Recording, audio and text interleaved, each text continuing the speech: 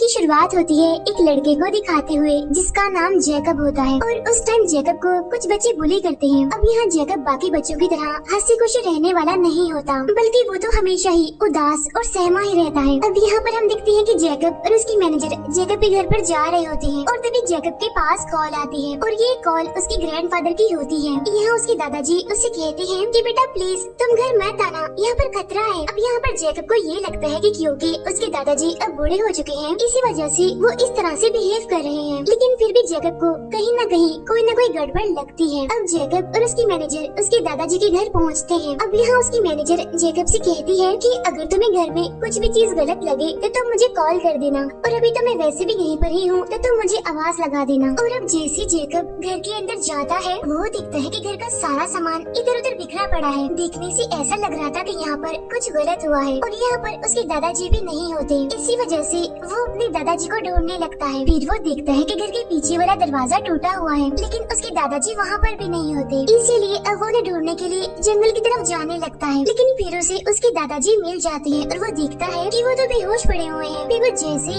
उन्हें पलटकर देखता है तो वो ये देखकर काफी डर जाता है कि उसके दादाजी की तो आंखें ही नहीं है। इसका मतलब ये था कि किसी ने उनकी आंखें निकाल ली थी। अब यहाँ पर जैकब को ये लगता है कि शायद उसके दादाजी मर चुके हैं, इसीलिए वो हेल्प के लिए अपनी मैनेजर को कॉल करता है। लेकिन इसी दौरान उसके दादाजी उठते हैं और जैकब का हाथ पकड़ लेते हैं। यहाँ पर वो उसे कुछ जरूरी बात बताते हैं। वो कहते हैं कि बेटा तुम मुझ पर यकीन करो और तुम्हें टाइम लूप यानी कि 1943 में एक आइलैंड पर जाना होगा। वहाँ पर तुम्हें एक बर्ड मिलेगी जिसने इंसान का रूप लिया होगा और वो तुम्हें सब कुछ बता देगी। अब यहाँ पर जैकब को कुछ भी समझ नहीं आती कि आखिर उसके दादाजी उसे क्या कहना चाह रहे हैं। और फिर जैसे जैकब अपने सामने देखता है तो वहाँ पर एक काफी बड़ा क्रिएचर होता है जो कि जैकब पर हमला करने के लिए आगे बढ़ रहा था। और तब जैकब जल्दी से अपने मैनेजर को आवाज लगा देता है और वो मैनेजर जैकब के कहने पर पीछे मुड़कर गोली चलाती है। लेकिन उस मैनेजर को तो वहाँ पर कुछ भी दिखाई नहीं दे रहा था और सिर्फ जैकब ही था जो उसे देख पा रहा था। अब जैकब अपने दादाजी की मौत की वजह से काफी अपसेट था, इसीलिए उसे एक साइकाइट्रिस्ट के पास जाने की जरूरत पड़ जाती है। यहाँ वो अपने साइकाइट्रिस्ट को सब कुछ बता देता है कि कैसे उसके दादाजी उसे मॉन्स्टर्स क्रिएचर्स की कहानियाँ सुनाया करते थे और तो और कुछ जादुई बच्चों की कहानियाँ भी वो सुनाया करते थे और उन जादुई बच्चों के पास खास किस्म की पावर्स हुआ करती थी।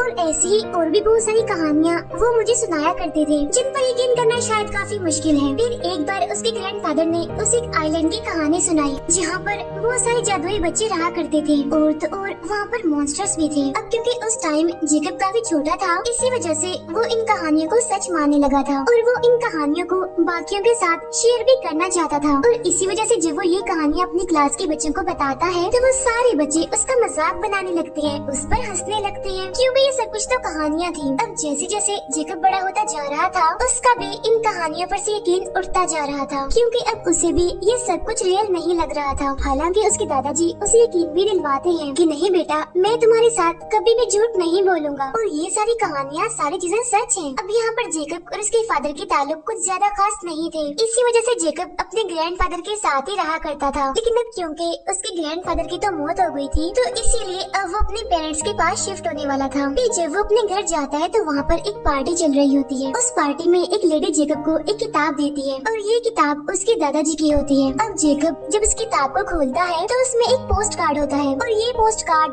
आज से तकरीबन 2 साल पहले का था। और इस पोस्ट कार्ड को एक लेडी ने लिखा होता है जिसका नाम मिस पेरिग्रीन था। उसमें लिखा होता है कि हम सब यहाँ पर बिल्कुल ठीक हैं, काफी खुश हैं और आप कैसे हैं? मैं और सारे बच्चे आपको काफी मिस करते हैं। अब जैकब ये पढ़ के काफी हैरान हो जाता है क्योंकि जैकब पहले उन कहानियों पर यकीन नहीं करता था, लेकिन लेटर पढ़ने के बाद अब उसे यकीन होने लगा था। तो हो सकता है कि वो आइलैंड, मिस पेरिग्रीन और वो बच्चे सच हों। अब यहाँ पर उसके साइकाइट्रिस्ट उसके पेरेंट्स से कहती है कि आपको जैकब को कहीं बाहर ले जाना चाहिए घुमाने के लिए। तो इस बात पर जैकब के पेरेंट्स मान जाते हैं और घूमने के लिए जैकब उसी आइलैंड को चूज करता है। और अब जैकब वहाँ जाने के लिए काफी एक्साइटेड होता है क्योंकि वो भी जानना चाहता था कि आखिर उसके दादाजी उसे क्या कहना चाह रहे हैं, यानी कि उन्होंने ही उसे यहाँ आइलैंड पर जाने के लिए कहा था। अब यहाँ पर हमें पता चलता है कि जेकब के फादर असल में एक राइटर होते हैं जो कि बर्ड्स पर बहुत सारी कहानियाँ लिखते हैं, इसीलिए उनका वहाँ पर जाना बेकार नहीं रहेगा। अब ये आइलैंड इतना बड़ा तो नहीं होता लेकिन फिर भी ठीक होता है और वहाँ पर एक होटल भी होता है, यानी जहाँ पर ये लोग रुक सकते थे। अब जेकब और उसके फादर उसी होटल में जाते हैं। अब यहाँ जेकब को उस चाइल्ड हाउस को ढूंढना था जहाँ पर वो जादुई बच्चे रहा करते थे, लेकिन वहाँ के लोगों ने इनको बताया होता है कि वो जगह तो अब पूरी तरह से खत्म हो चुकी है, क्योंकि एक वॉर में जर्मन्स ने उस जगह को ब्लास्ट करके उड़ा दिया था और ये वॉर भी 1943 में ही हुई थी और वहाँ पर कोई भी इंसान, जानवर, कोई भी बर्ड नहीं है। लेकिन इसके बावजूद भी जेकब उस जगह पर जाना चाहता था। कुछ टाइम के बाद जेकब उस चाइल्ड हाउस में पहुँच जाता है और ये घर अब पूरी तरह से खंडर बन चुका था, क्योंकि ये सच में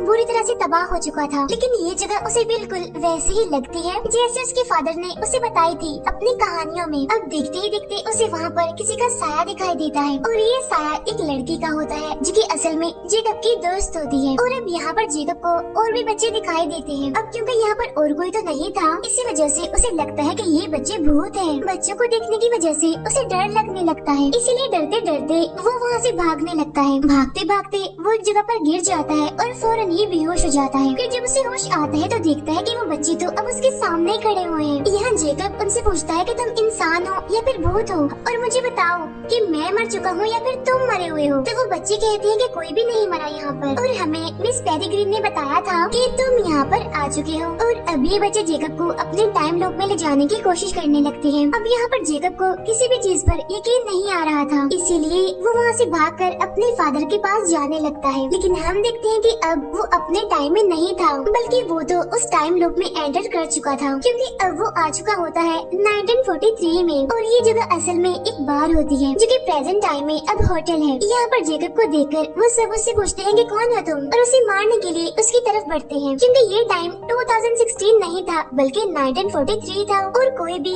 जेकब को यहाँ पर नहीं जानता था। और इसी टाइम यहाँ पर वही जादुई बच्चे आ जाते हैं। यहाँ आकर वो जेकब की जान बचा लेते हैं, लेकिन जाते जाते वो उस बार को तबाह कर देते हैं, यानी कि वो उसमें आग लगा देते हैं और अब वो जेकब को अपने साथ लेकर वहाँ से भाग जाते हैं। अब ये देखकर जेकब काफी हैरान होता है और उन बच्चों से पूछता है कि क्या मुझ में ही ऐसी जादुई पावर्स पाई जाती हैं? क्या वो तबाही मैंने की थी वहाँ पर? लेकिन तभी यहाँ पर एक बच्चा जो कि इनविजिबल होता है वो बोलता है कि तुमने नहीं, ये सब कुछ मैंने किया है, क्योंकि इस बच्चे को कोई भी नहीं देख सकता था जब तक कि वो कोई कपड़े न पहने। अब ये सारे बच्चे जेकब को उसी चाइल्ड हाउस में ले आते हैं। अब यहाँ आकर जेकब देखता है कि ये जगह अब खंडर नहीं है, बल्कि चाइल्ड हाउस काफी खूबसूरत और बिल्कुल सही सलामत है। हर तरफ हरियाली ही हरियाली है। और तब यहाँ पर अंदर से एक लेडी बाहर आती है और यही लेडी मिस पेरिग्रीन होती है। वो यहाँ पर जेकब को वेलकम करती है और तब जाके जेकब को यकीन होता है कि ये सब कुछ बिल्कुल असली है, यानी जिनके बारे में उसके दादाजी ने उसको बताया था, आज वो उनसे मिल पा रहा है। यहाँ मिस पेरिग्रीन जेकब को बाकी बच्चों से मिलवाती है और उन सारे जादुई बच्चों के पास अलग अलग पावर्स होती हैं। वहाँ एक ऐसी लड़की होती है जो कि हवाओं से बातें करती है, क्योंकि वो बहुत ही हल्की होती है। वो आसमान में उड़ सकती थी और इसीलिए उसे हमेशा ही लोहे के शूज पहनने पड़ते थे। एक बच्ची ऐसी होती है जिसके सुनहरे कलर के बाल होते हैं और इसमें होती है आग की पावर, यानी कि वो आग को कंट्रोल कर सकती थी। किसी भी चीज को वो जला सकती है, किसी भी चीज को वो गर्म कर सकती है। वहाँ पर एक बच्चा ऐसा था जो किसी भी चीज को बनाकर उसमें अगर अपना ही बनाया हुआ दिल डालता था तो वो चीज जिंदा हो जाती थी। एक बच्ची ऐसी थी जो किसी भी पौधे को बड़ा कर सकती थी अपनी पावर से। एक बच्ची ऐसी है जो कि भारी से भारी चीज को भी आसानी से उठा लेती है। एक बच्चा ऐसा था जो कि हमेशा ही अपने पेट में बहुत सारी मक्खियाँ रखा करता था। एक बच्चा ऐसा था जो कि अपना फ्यूचर देख सकता था। दो बच्चे जो कि ट्विंस होते हैं वो हमेशा ही एक मास्क पहनकर रहते हैं, लेकिन फिलहाल यहाँ पर इनकी पावर्स नहीं बताई जाती। और ये सारे बच्चे इसी चाइल्ड हाउस में रहते हैं और इन सब का ख्याल रखने वाली मिस पेरिग्रीन होती है और वो भी इन बच्चों के साथ यहीं पर ही रहती है। इन बच्चों की जान बचाने के लिए वो बार बार टाइम लूप बनाती है। असल में वो इन बच्चों को बाकी दुनिया के लोगों से बचाती है। अब यहाँ पर जेकब कहता है कि मुझे अपनी दुनिया में वापस जाना है। तब यहाँ पर वो सारे बच्चे उसे कहते हैं कि प्लीज तुम मत जाओ और हमारे साथ यहीं पर ही रहो। जेकब को जाना तो था ही, तो वो बच्चे कहते हैं कि चल ठीक है चले जाना, लेकिन एक बार तुम हमारे साथ टाइम लूप जरूर देख लो क्योंकि ये चीज काफी मजेदार है, हम काफी एंजॉय करते हैं। अब सारे बच्चे मिस पेरिग्रीन के साथ घर के बाहर आते हैं और तभी अचानक से यहाँ पर तेज बारिश होने लगती है और ऊपर से जर्मनी के प्लेन्स निकलना शुरू हो जाते हैं और तभी एक बड़ा सा बॉम्ब घर पर आकर गिरने ही वाला होता है। तो तभी वो घड़ी जो मिस पेरिग्रीन के पास होती है वो उसकी मदद से टाइम को रोक देती है। टाइम को रोकने के बाद वो उस टाइम को पीछे ले जाती है जहाँ पर ये लोग पहुँच जाते हैं 24 घंटे पहले। अब इसी चीज को टाइम लूप कहते हैं और इसी तरह वो टाइम को एक दिन पीछे करके इसी दिन को कई सालों से जी रहे थे और इसी वजह से ना तो उनकी उम्र बढ़ रही थी और ना ही वो आज के टाइम में यानी प्रेजेंट टाइम में एंटर कर रहे थे। अब यहाँ पर हम देखते हैं कि दो टाइम लूप हैं, यानी एक तो होता है प्रेजेंट टाइम जहाँ पर बाकी दुनिया के लोग जी रहे हैं और दूसरा होता है पास्ट यानी 1943। इसके बाद हम देखते हैं कि जेकब अपनी दुनिया में वापस आ गया है यानी कि प्रेजेंट टाइम में 2016 में। यहाँ पर हमें पता चलता है कि 1943 में से जेकब ने एक लेटर चुरा लिया होता है और प्रेजेंट टाइम में आकर वो उस लेटर को पढ़ता है और ये लेटर असल में होता है अलर्ट करने के लिए कि जो दुश्मन है, जो हमारा विलन है, वो टाइम लूप को ढूंढ चुका है। अब यहाँ पर मैं आपको एक बात बताती हूँ, असल में टाइम लूप कोई एक नहीं है बल्कि ज्यादा सारे हैं और इन टाइम लूप्स को बनाने के लिए वही बर्ड्स होते हैं जो कि असल में प्रोटेक्टर होती हैं और ये प्रोटेक्टर पूरी कंट्री में काफी ज्यादा है और ये सारे प्रोटेक्टर अपने अपने जादुई बच्चों के साथ रहती हैं ताकि वो उनकी हिफाजत कर सकें और बच्चों को बचाने के लिए वो एक के बाद एक टाइम लूप बनाती जाती हैं। अब उस लेटर में इसी बात के लिए अलर्ट किया गया था कि विलन ने उस लूप के बारे में पता लगवा लिया है, इसी वजह से वो बहुत जल्द मिस पेरिग्रीन पर हमला करने वाला है। इसीलिए मिस पेरिग्रीन को जल्द से जल्द एक टाइम लूप बनाना होगा क्योंकि अगर उस विलन को उनके ठिकाने का पता चल गया तो वो मिस पेरिग्रीन के साथ साथ उन बच्चों को भी मार डालेगा। अब जेकब इस लेटर को लेकर वापस से मिस पेरिग्रीन के पास आता है। अब यहाँ पर मिस पेरिग्रीन उसे डांटती है कि तुम्हें ये लेटर चुराना नहीं चाहिए था और ना ही इसे पढ़ना चाहिए था। इसके बाद जेकब की दोस्त उसे अपने साथ ले जाती है, वो उसे एक काफी बड़े और खूबसूरत समंदर में घुमाने के लिए ले जाती है। फिर वो उसे समंदर की गहराइयों में ले जाती है एक काफी बड़े शिप को दिखाने के लिए क्योंकि उस शिप को समंदर की गहराइयों में रखा गया था और ये शिप काफी सालों पुराना है। शिप में आने के बाद जेकब की दोस्त उसे एक बॉक्स दिखाती है और ये बॉक्स असल में उसके दादाजी का ही होता है। इस बॉक्स में से उसे एक मैप मिलता है। अब यहाँ जेकब की दोस्त उसको बताती है कि पावर्स तुम्हारे पास भी है क्योंकि बगैर पावर्स के कोई भी इस लूप को पार नहीं कर सकता और यहाँ तक नहीं आ सकता। यहाँ पर जेकब की दोस्त उसको ये भी बताती है कि मिस पेरिग्रीन बहुत अच्छी है, वो हमारी हिफाजत करती है विलन से। तब बाहर आने के बाद जेकब देखता है कि दूर एक काफी बड़ा मॉन्स्टर है जो कि इन लोगों पर ही हमला करने वाला है, लेकिन तभी मिस पेरिग्रीन उस पर हमला करके उसे मार डालती है। यहाँ पर जेकब की दोस्त उससे पूछती है क्या तुम उस मॉन्स्टर को देख पा रहे थे? तब जेकब कहते हैं कि हाँ बिल्कुल मैंने उसे देखा। तब ये सुनकर उसकी दोस्त कहती है लेकिन हम तो इसको नहीं देख पाते और ये ही तुम्हारी पावर है और तुम्हारे ग्रैंडफादर की भी सेम यही पावर थी, इसीलिए अब वो उसे फौरन मिस पेरिग्रीन के पास ले जाती है। यहाँ मिस पेरिग्रीन जेकब को बताती है कि ये बात हम काफी टाइम पहले से ही जानते थे कि तुम्हारे पास भी ये पावर्स हैं, लेकिन तुम्हारे दादाजी ने ये फैसला किया था कि तुम आम बच्चों की तरह ही अपनी जिंदगी गुजारोगे और तुमने आज तक बिल्कुल ऐसा ही किया। ये सारी बातें तुम्हारे ग्रैंडफादर ने तुम्हें बता ही देनी थी तुम्हारी 18th बर्थडे पर। ये कहकर मिस पेरिग्रीन उसे किताब दिखाती है और ये बुक काफी पुरानी होती है क्योंकि ये उनकी हिस्ट्री की बुक होती है। साथ ही साथ मिस पेरिग्रीन उसको ये भी बताती है कि हम सब पहले बहुत ही खुशहाल जिंदगी गुजारा करते थे, लेकिन हम में से ही कुछ ऐसे लोग थे जो कि इमोर्टल्स होना चाहते थे, यानी कि वो ऐसी जिंदगी गुजारना चाहते थे जो कि कभी भी खत्म ना हो। साथ ही साथ वो इस लूप से भी तंग आ चुके थे, इसीलिए वो हमसे अलग हो गए थे। इसके बाद वो लोग चाहने लगे कि हम बाकी लोगों के साथ तो रहे लेकिन हम इमोर्टल होकर रहे। तो इस मकसद के लिए उन्होंने एक एक्सपेरिमेंट किया जिसमें वो एक प्रोटेक्टर को पकड़ते हैं और उसकी सारी पावर्स लेकर वो इमोर्टल बनना चाहते थे। और ये एक्सपेरिमेंट किसी और ने नहीं बल्कि हमारे विलन ने ही किया था, लेकिन उनका ये एक्सपेरिमेंट सक्सेसफुल नहीं हो पाता, वो नाकामयाब ही रहते हैं क्योंकि वो लोग इमोर्टल तो नहीं हुए बल्कि वो सारे के सारे मॉन्स्टर्स बन गए और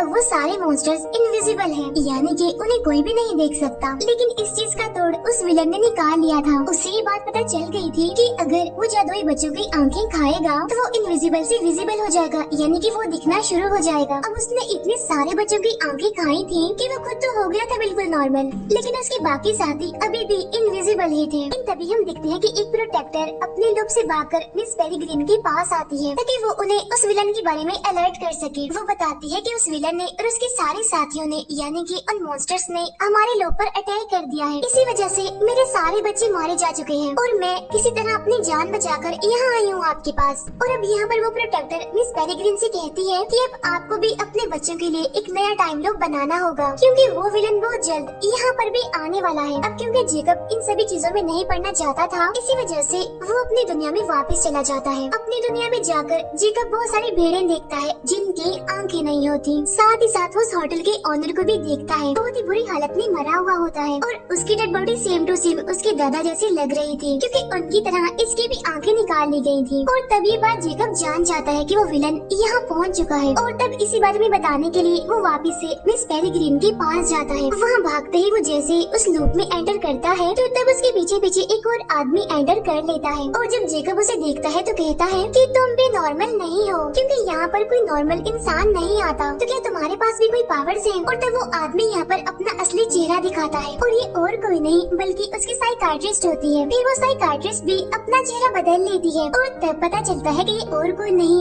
बल्कि वही विलन है। अब यहाँ वो जेकब का पीछा इसीलिए कर रहा था क्योंकि वो विलन पेरिग्रिन का पता लगवाना चाहता था और अब जेकब के पीछे आकर वो अपने मकसद में कामयाब भी हो चुका था, यानी कि वो पेरिग्रिन का पता लगवा चुका था। यहाँ वो विलन जेकब को लेकर मिस पेरिग्रिन के घर आता है। यहाँ उसने जेकब के गले पर तेज धार वाला हथियार रखा होता है। यहाँ आकर वो पेरिग्रिन को प्रिजनर बनने के लिए कहता है। अब यहाँ मैं आपको बताती हूँ कि आखिर वो विलन ये सब कुछ क्यों कर रहा था। असल में वो विलन अपने बाकी साथियों को नॉर्मल करना चाहता था और ऐसा करने के लिए वो एक और एक्सपेरिमेंट करना चाह रहा था और इस एक्सपेरिमेंट के लिए वो बहुत सारे प्रोटेक्टर्स का इस्तेमाल करना चाहता था, यानी कि अब एक नहीं बल्कि पहले से कई ज्यादा प्रोटेक्टर्स उसे चाहिए थी और इसी मकसद के लिए वो मिस पेरिग्रिन को भी पकड़ना चाहता था। इसी वजह से वो मिस पेरिग्रिन को उसके साथ चलने के लिए कहता है। तभी यहाँ वो मान जाती है और वो अपने बच्चों को गुड बाय कहती है। जाते जाते वो जेकब से कहती है कि अब तुम ही सबसे खास हो, तुम्हें मेरी जगह इन बच्चों का ख्याल रखना है। मुझसे वादा करो कि तुम इन बच्चों का ख्याल रखोगे। और तब यहाँ पर पेरिग्रिन अपनी पावर का इस्तेमाल करके खुद ही केज में बंद हो जाती है, यानी कि वो अपने असली रूप में आ जाती है और बर्ड बन जाती है। अब जो दूसरी प्रोटेक्टर यहाँ तक भागकर आई थी वो अभी भी उन बच्चों के साथ ही थी। अब ये सब लोग जल्दी जल्दी उन मॉन्स्टर से बचने के लिए अपने घर को बंद करने लगते हैं। फिर थोड़ी ही देर के बाद एक खतरनाक मॉन्स्टर वहाँ पर पहुँच जाता है और सबसे पहले वो उसी प्रोटेक्टर पर हमला करके उसे मार डालता है। अब यहाँ पर उस मॉन्स्टर को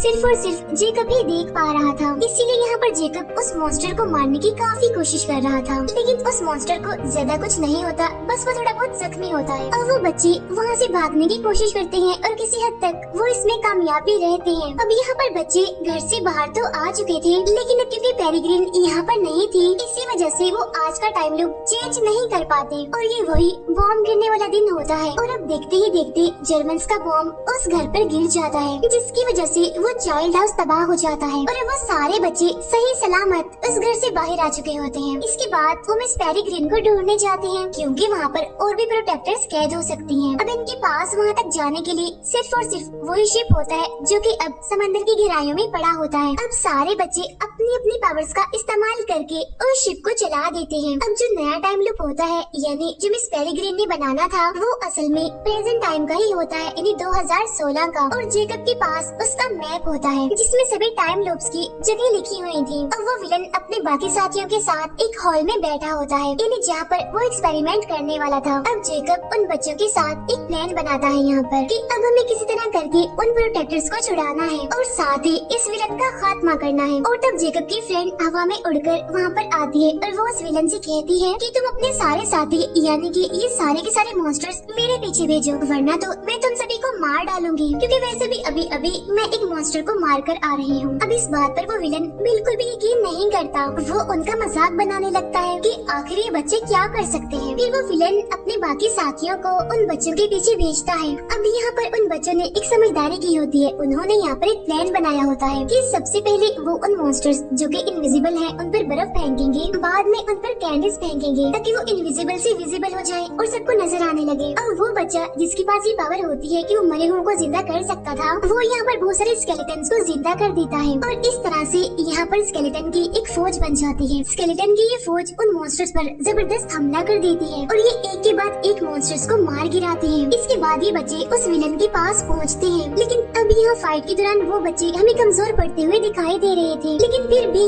वो हिम्मत नहीं हारते बल्कि अपनी पावर्स का इस्तेमाल करके उस विलन के सारे साथियों को मार गिराते हैं। यहाँ जेकब की फ्रेंड उस विलन को रोकने की कोशिश करती है, तब जेकब भागता है सारे प्रोटेक्टर्स को आजाद करने के लिए। असल में वो सारे प्रोटेक्टर इस टाइम केजेस में बंद होती है और उन्हीं में मिस पेरिग्रिन भी होती है। तब जेकब उन सारे केजेस को खोल देता है और सारे प्रोटेक्टर्स को आजाद कर देता है, लेकिन तभी वो विलन भी वहाँ पर पहुँच जाता है और वो जेकब को पकड़ लेता है। और अब बाकी बच्चे जैसे ही उनके पास पहुँचते हैं तो वो देखते हैं कि यहाँ पर एक नहीं बल्कि दो जेकब हैं, क्योंकि उस विलन के पास ये पावर होती है कि वो किसी का भी रूप ले सकता है। इसी वजह से उसने यहाँ पर जेकब का रूप लिया होता है। अब जेकब के साथी कंफ्यूज हो जाती हैं कि आखिर असली जेकब कौन सा है। अब वो दोनों ही खुद पर यकीन दिलवाने की कोशिश कर रहे थे, लेकिन इसी दौरान जेकब को वहाँ पर एक मॉन्स्टर दिखाई देता है, लेकिन उस मॉन्स्टर को वो विलन नहीं देख सकता था और यहाँ जेकब उस मॉन्स्टर को बिल्कुल भी नहीं रोकता। अब उस मॉन्स्टर को भी ये बात पता नहीं चल पाती कि आखिर इसमें से जेकब कौन सा है और वो विलन कौन सा है। इसी वजह से वो उस विलन को पकड़ लेता है, लेकिन इससे पहले कि वो विलन वापिस से अपने असली रूप में आकर दिखा सकता कि ये मैं हूँ, वो मॉन्स्टर उसकी आंखें निकाल कर खा लेता है और अब यहाँ पर उस विलन का खेल भी खत्म हो जाता है, यानी कि वो मर जाता है। इसी दौरान जेकब एक हथियार उठाता है और वो उस मॉन्स्टर को भी मार डालता है और इस तरह से एक एक करके सारे मॉन्स्टर्स मारे जाते हैं। और अब बच्चों को वापिस से अपने टाइम लूप में यानी कि 1943 में जाना था, क्योंकि ये टाइम लूप 2016 का होता है और अगर वो यहाँ पर रह गए तो वो एक ही सेकंड में अपनी उम्र चेंज कर लेंगे और इतनी बड़ी तब्दीली से शायद उनकी जान भी जा सकती है। और अब यहाँ पर जेकब को उन्हें गुड बाय कहना पड़ता है। अब हालांकि जेकब भी उनके साथ जाना चाहता था, लेकिन उसकी दोस्त उसे कहती है कि नहीं जेकब, तुम यहीं पर ही रुको क्योंकि यहाँ तुम्हारी ज्यादा जरूरत है। इसके बाद वो भी जेकब को गुड बाय कह के चली जाती है और अब जेकब प्रेजेंट टाइम में इन्हीं 2016 में ही रुका होता है और सभी बच्चे वापिस से अपने टाइम लूप में इन्हीं के 1943 में जा चुके होते हैं, जहाँ उन्हें अब एक नए लूप की जरूरत पड़ती है। अब जेकब अपने ग्रैंडफादर के मरने के कुछ दिन पहले वाले टाइम में जाता है, इसी वजह से वो सीधा अपने ग्रैंडफादर के पास जाता है, वो उनसे मिलता है और काफी खुश हो जाता है और वो उन्हें वो सारी चीजें बताता है जो उसने अभी तक देखी थी। ये सुनकर उसके दादाजी उसे कहते हैं कि बेटा, तुम्हें यहाँ पर नहीं होना चाहिए था, बल्कि तुम्हें तो तुम्हारी दोस्त के पास होना चाहिए क्योंकि वो तुम्हारा इंतजार कर रही होगी। यहाँ उसके दादाजी उसे पुराने टाइम के डॉलर्स देते हैं जो कि आगे चलकर जेकब के काम आने वाले थे, क्योंकि उसे 1943 में जाने के लिए बहुत सारे लूप से होकर गुजरना पड़ेगा। अब जेकब के पास अपने ग्रैंडफादर का मैप होता है, जिसकी मदद से वो कई बार टाइम लूप में जाता है, लेकिन टाइम ट्रैवल करने के लिए उसे 1 साल इंतजार भी करना पड़ता है और इसी मकसद के लिए वो सबसे पहले नेवी में भर्ती होता है और फिर जाके वो पहुँचता है 1943 में। और ये वही दिन होता है जब उसकी दोस्त वहाँ से विजिट कर रही होती है और अब यहाँ पर फाइनली जेकब अपनी फ्रेंड से मिल पाता है और ये भी असल में एक शिप होती है जिसके जरिए सारे बच्चे अपने नए लूप में जा रहे थे। यहीं पर हमें मिस पेरिग्रिन भी दिखती है जो कि वापस से अपने बच्चों के पास जाना चाहती है ताकि वो हमेशा हमेशा उनकी हिफाजत कर सके। अब इसी के साथ ही ये मूवी यहीं पर एंड हो जाती है। Thank you for watching.